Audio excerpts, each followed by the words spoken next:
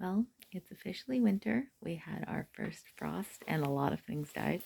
And it's raining now. So I'm going to start inside.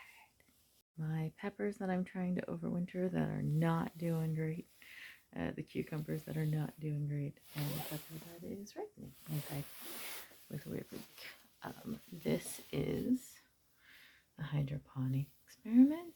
And the cucumbers have started to germinate.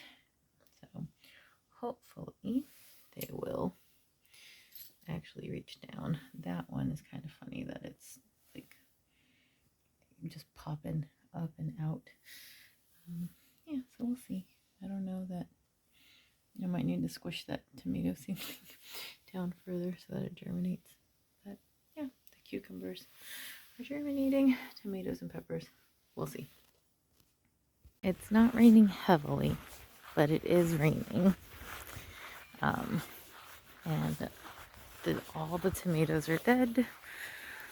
Basil is dead. All of the brassicas are fine and happy. This spinach has seen better days. So I think that variety actually is not frost tolerant. The nasturtium is dead. Yeah, that variety of spinach is not frost tolerant, which makes sense because I'm pretty sure we grow it in the summer. These are very large Brussels sprouts. These are not so large Brussels sprouts. The tomatillo is very much dead. Its cell walls burst and freeze, and that cabbage is looking pretty happy. So we'll see. I still need to do a bunch of stuff here, but you can tell that a lot of things did not survive when it got down to -2 the other day. It's supposed to be -7 this week, so next week there will be more dead things, I think. But in general, we still have lots of frost-tolerant plants going that are well established, and we're harvesting as we need rather than preserving the brassicas. So yeah, they're just always fresh eating. Hey chickens. And then I'm using my watering can to give them water. That'll be next on the docket. Garlic is starting to sprout. Oh, there's a sprout there and a sprout there. Brown elder, which I always have to stay on top of, lest it take over the world. This kale is bouncing back after being attacked by birds. And this variety of garlic, for whatever reason, is warmer, hotter, sprouting more. So I have to keep on top of that, and I've trimmed some of the tops. I should probably mulch this, but that's it. Hey guys, I know you're hungry bears. But yeah, so we'll see. Yeah, beans are very dead. Broad beans are happy, so that's fun. This is a mess, but there are colettes in there. Blueberries gone dormant. That zinnia is very dead. The kale is all fine and happy. The spring, purple sprouting broccoli for spring and summer next year will be good to go. This was celery that I let bolt, and so I'm hoping it'll volunteer more. Dead beans. I'm pretty sure these are supposed to be rutabaga, but they never formed. And now they're getting like little nubs on them. I don't know. You're weird. This is the bed that oregano has taken over. This is the bed that oregano has taken over. I'm gonna have to do something about that. Not today, but eventually. That's just a dead planter full of summer crops that are just dead now. The raspberries that I need to pull up and put into the row so that they are no longer in this bed. All of these raspberries came from that plant, sending an underground runner into the bed because this had nutrition and water and it wanted to live, and so it's put up all these plants in here. And even though we've gotten a frost, like, there's still fruit and it's still super tasty. The tomatoes are all dead. That one fell down. Still haven't fixed it. The roses are confused. dead tomatillo with some carrots and kohlrabi, very small celery, some dead beans, carrots, and different kinds of brassicas, weeds. Yeah, just weeds invading. Dead tomatillo, purple sprouting broccolis, artichokes that maybe we'll get artichokes next year, but I'm pretty sure I need to move those in when we get the -7 so that they don't die. My first Romanesco cauliflower ever. I'm trying to like let it get bigger, but not let it die. Frost hit this flower, but it's sending out new buds, so we'll see. The -7 will probably kill that in a couple days.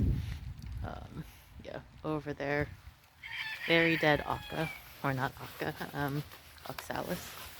They're related. So that was the purple oxalis. It died. It has roots and tubers underground, so it should come back next year as a perennial. That is a very dead oxalis. Don't know if this is a well, did I label you? I did, and it it faded away. That was supposedly a Chinese broccoli at one point. That is clearly some kind of celery. Whether it's celeriac or celery, I don't know. It's fine. But yeah, little tiny baby turnips in here and baby beets. My happy tree cabbage, which, yeah, I assume it's set roots into the actual ground, and if I try to move this I will kill it, so I'm hoping it will survive our cold weather. And then greenhouse update. Still haven't done anything with this. This 1,000 head kale is finally starting to recover after being attacked by all of the caterpillars. I still haven't eaten any of it because it just kept getting attacked by bugs. I replanted out this with just brassica starts that I had in the house when I was transplanting out and not potting. These are still okay. We'll see. We'll see. Some of these are very happy, so that's cool. Colette still hate me. I don't think we're going to get a harvest on any of that, but who knows. We'll see. There's some carrots, sporadic. My pepper, still doing okay. I put other pepper in here under double cover, hoping that's sufficient. We'll see. Pretty sure that -7 is going to kill stuff. My eggplant that's even against this window, so it's the coldest place, still doing okay. These peppers are still okay. This phasalis is still okay, whereas all the ones outside are dead, so we'll see. The Christmas lights might be helping a little bit. There is a vent that is just open all of the time because I can't close it without taking it down. That is a future Lauren problem. These are very dead and wily, crazy things. This is still alive, which I think is funny. This is like the super fuzzy leaves cucumber replacement borage, and it's just a white variety of borage. I planted blue borage, and then this one just happened to be a white variety, and it's still alive. It was just in this pot. So, yeah.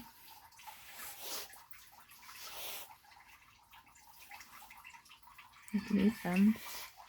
They taste a little bit like cucumber. They're not bad. They're not like the best thing, but they're not bad. And I did make a juice with the leaves once that was pretty okay. This is my biggest celeriac that I planted forever ago. And then more transplants of brassicas into pots. And then potting up more brassicas. Started onions. Potted up more, and things I still need to pot up. These are all kohlrabi that has not worn off by the weather. And I transplanted out a bunch of kohlrabi, and I put kohlrabi in there and some in there. So these were the spares that I still need to do something with and find a home for, but I haven't figured out where I want them to go yet, so I haven't done it. It's my own bad. And that is all rutabaga and a couple of basils, so we'll see if the basils survive. Yeah, and then this is just a shard that I found growing in the gravel when I moved this over here. Nona's beans are finally dyeing back. I clipped them at the bottom, so I'm just waiting for them to get really dry and crispy so they're easier to remove from this little trellis that I made with a couple of T-posts and some bad fencing. Yeah, and we just have like hint of Christmas in the greenhouse. So I'm meaning to do that for a while, get that more center. Oh yeah, so the lights are on. It's real pretty at night. Yeah, just because it's winter doesn't mean you can't grow stuff. You just have to adapt a little bit. Right. Thanks for watching.